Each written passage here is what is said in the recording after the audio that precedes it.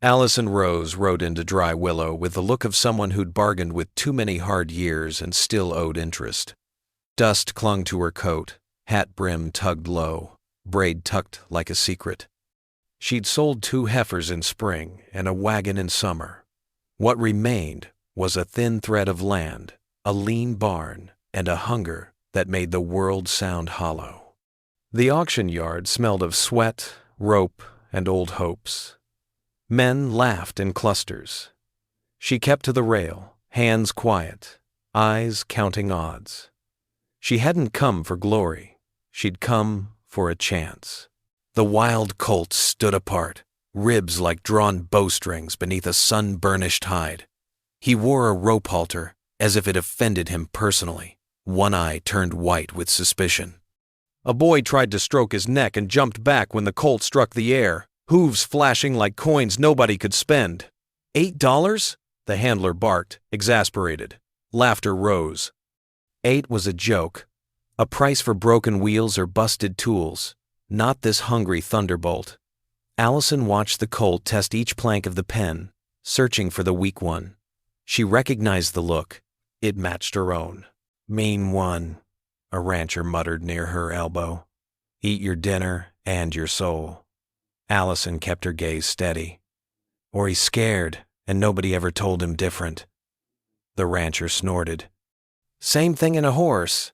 The handler rattled the rope again, voice rising. $8, and take your funeral with you." A gust scraped the pen with grit. Allison's hand found the last bills folded flat in her pocket, what remained after feed, salt, and a winter's worth of guessing. She felt their thinness and the thick weight of future days. When the gavel lifted, she lifted her chin. 8, she said, voice even. Heads turned as if a ghost had spoken. The handler blinked, half relieved, half amused. "Sold, ma'am. To the brave." The men chuckled. One tipped his hat, mock gallant. Allison walked through the gate slow, shoulders relaxed, letting the colt see each breath. Up close he smelled like rain that never comes sharp, electric, promising habits he didn't yet have. "Easy, boy," she murmured, not reaching, not demanding. His ears flicked. He danced once, twice, then settled into a lean that suggested lightning reconsidering thunder. She took the lead rope as if it had asked politely. They watched her walk him from the yard, the way she kept distance without losing connection, the way she turned her body to show him the direction and not the command. "She'll be in the dirt by sundown," someone predicted. Another shrugged. "Or she'll teach him manners and break both their hearts." Allison tied the colt to her old sorrel mare, Penny, giving him room to argue but not to run. The road home unrolled like a dry prayer. She didn't look back at the men. She'd learned long ago that people who bet against you rarely offer help when you win. Home was a square of stubborn, ground-weathered house, slouching barn, corral patched like a story retold too often. The windmill ticked tired in the afternoon heat. Allison led the colt through the gate and felt the fence accept his weight like a new sentence. He circled, head high, cataloging every escape. "No tricks here," she said softly. "Just days." She filled a trough, set hay, then sat on a stump and did what most folks never did with a scared animal, nothing. She simply watched him breathe, slow as a lullaby with the words left out. Penny grazed, unimpressed. At dusk, she stepped into the corral, sideways, eyes soft, hands empty. She spoke nonsense, in the tone. Kitchens, remember, after the plates are washed. Gentle, unhurried. He blew, ears tipping toward the sound. When he surged away, she moved with the motion, not against it, letting him learn that her shape did not chase. When the stars arrived, shy and honest, she reached the rope and slid her fingers just below the knot. He trembled, but didn't bolt. "Good," she breathed. "That's the first door." She released him and left, the lesson small as a seed and twice as hopeful. Mornings were feed, water, Fences, afternoons belonged to the Colt. She named him Buckshot not for temper but for the way his fear scattered in bright, hard pellets everywhere at once. Day by day she asked for inches, a touch on the shoulder, a breath on his forelock, a foot lifted and set down without war. When he pressed against panic, she stepped back to the place where understanding still lived. Men in town would have tied him hard and taught him with pain. Allison taught him with time, because time was the only thing she had more of than money. Neighbors came to gawk. Old Jensen from the store leaned on the fence, jaw working a plug. $8 too much, he declared. Colt like that'll fold you. Allison kept her eyes on the rhythm of Buckshot's ribs. He's learning to listen. Jensen squinted. To what? To the part of him that wants to stop running. The old man grunted, unconvinced but not unfriendly. Before he left, he set a sack on the post. Feed's gone, dear. This here's sweepings. Better than wind. She nodded, thanks she couldn't afford to say aloud. Pride is light until it's the only thing you carry. The first saddle came with ceremony. She laid it on the rail for a week. Let Buckshot smell leather and memory. She tapped the stirrup, swung the cinch, made a dance of every buckle so nothing arrived like ambush. On the day, the sky wore a quiet blue. She set the pad, lifted the saddle, and paused when his back rose like a question. Only if you're ready, she told him, and somehow he was. He crow-hopped once, twice, then stood surprised at his own obedience. Allison exhaled. Penny flicked an ear as if to say, Welcome to work, boy. Supper tasted like beans that had earned their salt. Allison ate on the porch, boots on the step, listening to the low conversations fences have with wind. Buckshot drowsed near the gate, head hanging, hip cocked. For the first time, she saw him as he might become weight on his toes, not from alarm, but from purpose, a horse that could carry a day without dropping it.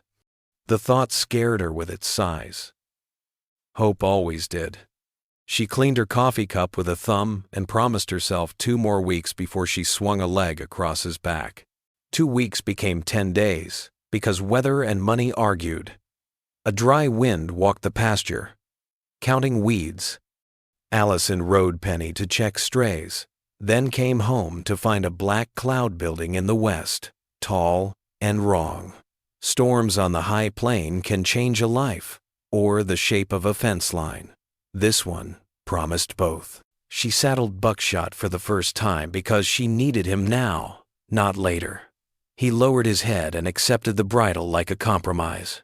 We'll make it short, she whispered. Just one circle that turns into tomorrow. She mounted from the fence, not the ground, giving him balance he could borrow. The world sharpened into small pieces, her hands, his neck, the line of the horizon where rain stitched dark thread. He tightened, then waited, a miracle that felt like an old hymn. She asked for one step. He gave it like a man handing over a coin he'd rather keep. Another step. Another. Round the corral once, twice, breath settling into a common song. Lightning far off counted seconds we could spend if we were careful. She swung down and hugged his neck, quick and embarrassed. The storm missed them, sliding north to argue with another county, but the wind left its opinion behind, and with it the scent of something not weathermen. At sundown, 2 riders paused on the ridge, silhouettes cut from the last light. They watched the place too long to be curious. Allison stood on the porch, rifle leaned casual within reach. Penny snorted softly. Buckshot's head came up, the old worry tasting the air. The riders turned their horses and drifted away. Allison felt the old knot tighten at the base of her throat. Trouble wears spurs before it speaks. Next morning, she found the chicken coop door unlatched, feed scattered like laughter. Coyotes don't work latches. Men do. She knelt, measuring the story in the dust. 1 boot heel worn, 1 horse with a nicked shoe, a pause by the corral where a hand had reached toward Buckshot and been refused. She set the latch proper, double-wired, and told the empty yard, "You'll have to do your stealing elsewhere." Then she worked the colt, longer this time, asking for a trot that didn't lean on panic. He gave it, choppy but brave. Courage is a muscle. She kept lifting. Sunday brought the preacher to Dry Willow and gossip with him. In town for flour, Allison heard talk of a big rancher buying up failed spreads west of the river, pastures swallowed one deed at a time. "McCrae's got eyes on any place with water," Jensen warned, weighing flour on a scale that remembered fair days. "He buys or he starves you out. Men like that don't tilt their hats to ladies." Allison kept her face mild. "This lady doesn't tilt easy either." On the ride home, she noticed the creek on her place ran a little stronger after last spring's flood. McCrae came himself 3 days later, hat clean enough to blind the Sunday dye. He rode a polished bay and wore the smile of a man who knows letters favor him. "Miss Rose," he said, as if they were old acquaintances. "Fine little patch, dry in places, but with promise. I'd ease your burden and take it off your hands." She leaned on the top rail, unamused. "I don't sell my burdens." He glanced at Buckshot, who lifted his head like a dare. "That's your $8 mistake?" McCrae chuckled. "There's a saying, cheap colts and cheap land both cost dear." Allison didn't rise to bait. "There's another saying," she returned. "Some folks mistake quiet for permission." His smile thinned. "You can't fight drought and math." She nodded once. "I can live with both." He tipped his hat and turned, leaving the taste of dust and intention. When he was gone, she stood very still until the anger cooled into something more useful resolve. She worked Buckshot longer that evening, asking for a lope down the long side, collected enough to think, free enough to remember Sky. He bucked once, out of habit, then chose forward. Choosing is how freedom starts. Days braided themselves into a rope she could hold. She ponied Buckshot beside Penny across the range, letting him learn rocks, wind, and the sudden flap of a hawk's shadow. She opened gates and closed them without dismounting, taught him that ropes can mean partnership, not prison. At the creek, she let him drink, then asked him to step in, feel water push at his ankles, feel trust hold him steady. He snorted, pawed, and finally stood quiet, watching minnows flash like small decisions. She scratched his withers and laughed, a soft, surprised sound the prairie decided to keep. When the first hard frost silvered the grass, Allison swung into the saddle with no fence to borrow. Buckshot flicked an ear back, waiting for the sentence. She asked for a walk, then a trot, then a lope that gathered itself like a promise. The air tasted clean as new tin. She aimed him toward the ridge where she'd first seen McCrae's riders and didn't stop until the whole of Dry Willow lay below parched, stubborn, beautiful. $8, she said, almost to herself, almost to the colt. Seems we both got bought cheap. Buckshot breathed deep, steady. Now, she added, let's make it cost them. Winter pressed like a cold thumb. Nights bit, mornings cracked, and woodpiles shrank too fast. Allison Rose tightened her coat, eyes sharp on the horizon. Buckshot carried her along fence lines, ears flicking at every groan of frost. He was filling out now, muscle rounding where ribs had once shouted. But shadows grew, 2 men seen on ridges, whispers in town about McCrae hiring riders not for cattle but for pressure. Dry Willow folks called them tax collectors with guns. Allison called them vultures. Still, when Buckshot moved beneath her, steady and alive, she felt the ground say, not yet beaten. McCrae rode out again in January, this time with 4 men at his back. They fanned out like wolves, eyes on corrals and the half-frozen creek. "Miss Rose," he called, "time's wasting. You'll freeze, cattle'll starve. Let me lighten the load." Allison leaned on her saddle horn. "Load's mine to carry." His gaze shifted to Buckshot, who lifted his head high, breath steaming. "Colt looks broke enough now," McCrae smirked. "Shame he'll work for nothing once you're gone." Allison smiled thin. "You'll be gone first." His men shifted, hands near pistols. For one heartbeat, the air begged for blood. Then McCrae wheeled, leaving threats unfinished. That night, Allison couldn't sleep. Wind creaked the shutters, dogs barked far off. She sat by the stove, cleaning her rifle with the patience of prayer. Buckshot stomped in the barn, restless. Penny snorted low. Comfort. Allison whispered to herself. They'll come again, not to talk.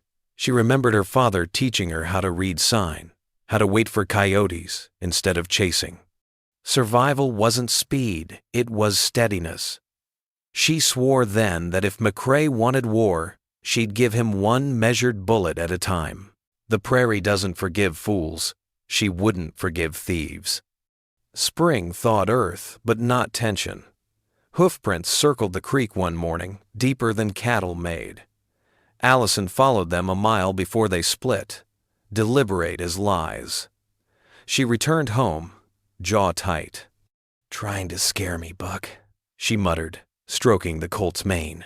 "But we don't scare easy." That evening, she worked him in the corral, asking for spins, stops, turns, sharp as decisions. He gave her sweat, dust, and finally obedience, born not of fear, but trust. Watching him blow steam into the twilight, Allison realized he wasn't just learning her language, he was teaching her to breathe fierce again. By May, neighbors whispered more openly. "McCrae's starving folks out west," Jensen said, delivering coffee ground fine. "3 families gone, sold cheap, left town." Allison stirred sugar into her cup. "I ain't leaving." He shook his head. "Stubborn'll get you buried." She sipped slow. So will bending. Rumors of McCrae's reach grew longer, but so did tales of Allison's horse. Folks claimed she'd turned a devil colt into an angel, that Buckshot could read her thoughts. Children begged to glimpse him, eyes wide at the black sheen of his coat. Allison only smiled, knowing truth. He was no angel. He was survival. The first outright raid came in June. 4 riders stormed the yard at dawn, firing shots into the air, trying to scatter her cattle. Allison swung onto Buckshot, rifle across her lap. He surged forward, ears flat, hooves pounding. She fired once, dropping a hat from a raider's head. Another bullet chewed dust at their feet. Buckshot cut them off like a gate made of fury. The men cursed, spurred hard, and fled. Allison pulled him up, chest heaving, rifle smoking. $8, she whispered into his mane. "Cheapest army I ever bought." Buckshot tossed his head, proud as thunder. But raids bled into sabotage. Fences slashed, water troughs smashed. Even Penny cut by a knife across her flank. Allison stitched the mare's wound with steady hands, fury burning slow. Tahu, the old Apache elder, visiting from town, shook his head. "They push you, waiting for you to break." Allison met his eyes. "Then they'll wait long." He studied Buckshot, who stood close, nostrils flaring. "This one carries more than weight. He carries your fight." Allison touched the Colt's neck, felt the living heat. "Then he'll carry it, all the way." She wouldn't bend. She couldn't. July brought heat and dust storms. Allison rode fence lines wrapped in cloth. Buckshot steady, even when wind tried to blind them. One day, she found a note pinned to her barn door with a knife. "Leave or burn." She pulled it free, crumpled it, and fed it to the stove's fire. "Let 'em come," she told Buckshot, patting his shoulder. That night she set lanterns along the corral and loaded every rifle. Neighbors drifted in quietly, bringing their own. By moonrise, 10 people sat in the yard, silent but ready. The West had its rules. Alone, you break. Together, you bite back. McCrae came at last, riding with 12 men, torches lit, voices loud, confidence bigger than their saddles. Allison stood in the yard, Buckshot beneath her, rifle raised. "This land's mine," McCrae roared. "Bought and paid," Allison shouted back. "Not by me." The first shot cracked the night. Sparks flying. Gunfire roared. Horses screamed. Men shouted. Buckshot surged forward, fearless, weaving through smoke. Allison's rifle found its marks. Neighbors fired from shadows. Every bullet another refusal. Torches fell, stamping out in dust. For the first time, McCrae's men faltered. Buckshot reared, hooves striking firelight. He wasn't tamed. He was allied. The fight dragged till dawn. 2 of McCrae's riders lay wounded, another gone cold. The rest scattered into the hills, their torches dying in morning light. McCrae himself fled with a bullet crease along his cheek, pride bleeding more than flesh. Allison dismounted, legs trembling, lungs raw with smoke. Buckshot stood steady, sweat dark on his hide, sides heaving but eyes bright. Neighbors gathered, weary but alive. Jensen clapped her shoulder. "Hell of a stand, ma'am." She nodded once. "Hell ain't near done." Yet, something shifted. They weren't laughing at her anymore. They were standing with her. Sheriff Harlan arrived midday, surveying bullet holes, bodies buried shallow. "You sure stirred a hornet's nest." Allison sipped black coffee, rifle still across her lap. "They came to my land," I just answered. He eyed the papers. Jensen showed him maps, deeds McCrae forged, proof of theft. "Enough to hang him if the court weren't bought." Allison met his gaze, steel in her tone. "Then the court can hang crooked." Harlan sighed, tipped his hat. "You're too stubborn to scare. Maybe that's what we need."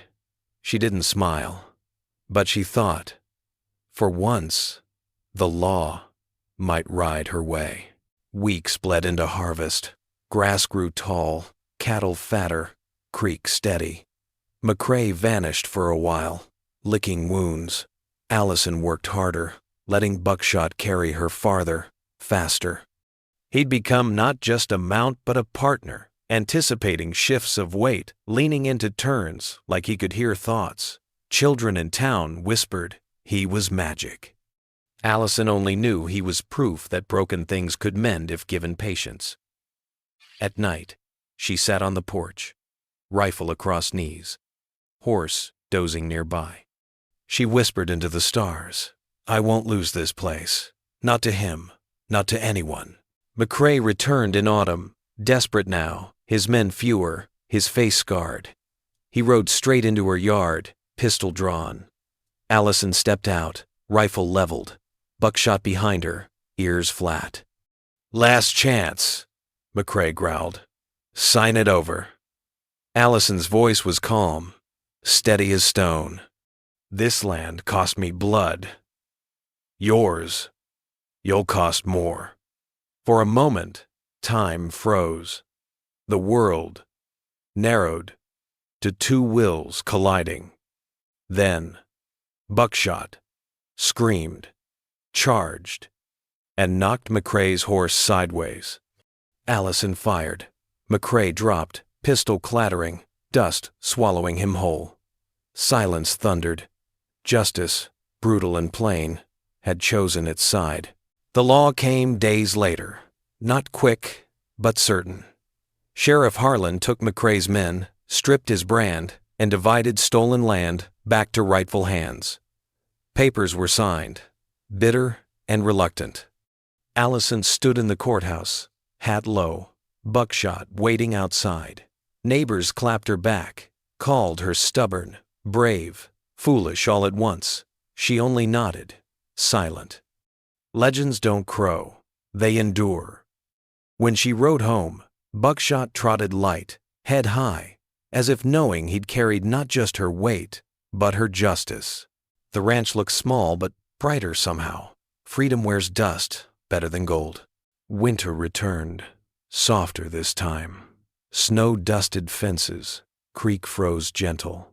Allison leaned on the porch rail, watching Buckshot paw playfully, tossing his mane. Penny stood nearby, old but steady. The world was still hard, still lean, but no longer lonely. Neighbors visited. Children laughed. Fire warmed more than her bones. She thought back to $8, crumpled and fragile, and how folks laughed at her. She smiled now, small and sharp. $8 bought me more than a horse, she whispered. It bought me a fight worth fighting. Buckshot whickered, as if agreeing. By spring, word spread beyond Dry Willow. Travelers came to see the woman who'd turned a wild colt into a legend. Some asked for advice. Some just wanted to glimpse the black horse with eyes like storms. Allison never charged, never bragged. She showed them patience, how hands can teach better than whips, how silence can steady fear. Buckshot stood proud, a symbol of something bigger than ranches or deeds, proof that hope could wear hooves. Folks left with stories, and stories rode faster than any stallion. Soon, her name carried farther than she'd ever ridden, but Allison never sought fame. She kept to fences, cattle, chores. She rode Buckshot across ridges, letting him feel sky, letting herself breathe wider. Sometimes she found herself whispering thanks, not to men, not to luck, but to the stubbornness that kept her hand up at the auction. $8 had been everything she had. Now, it was nothing compared to what she'd gained. When storms gathered, she stood taller. When drought threatened, she dug deeper. The ranch wasn't easy, but it was hers, sown with sweat and defiance. And Buckshot was the thread that bound it. Years passed, and tales grew taller. Children swore Buckshot chased off raiders alone. Old-timers said Allison once stood against 20 with just him at her side. She never corrected them. Legends help people sleep. She only knew truth. He'd been wild, she'd been broke, and together they'd found a kind of wholeness. She brushed his coat each evening, hands lingering on scars, faded now. "We're the same," she told him. Not pretty at first, but worth keeping. His breath clouded the dusk, steady and warm. Horses don't speak, but sometimes they answer anyway. One evening, sitting by the fire, Jensen asked, "What'll you do if trouble comes again?" Allison poured coffee, eyes steady. "Same as before. Stand, fight, endure." He chuckled. "Stubborn'll be carved on your stone," she shrugged. "Better than quitter." Outside, Buckshot shifted, stamping once, as if punctuating her words. Jensen shook his head. "You and that horse, both half wild." She smiled faintly. "Wild's what saved us. The West takes tameness and buries it. Only wild learns to survive." In the end, folks remembered Allison Rose not for wealth or acres, but for grit, for defiance, for an $8 gamble that turned into a lifetime. They told of the cowgirl who rode a black horse through fire and didn't flinch. They told of a ranch that never bowed, no matter how heavy the boots upon it. On quiet nights, Allison sat on her porch, Buckshot grazing, Penny dozing, stars crowding the sky. She'd whisper, "We made it." And somewhere in the dark, the land itself seemed to breathe with her harsh, stubborn, but alive.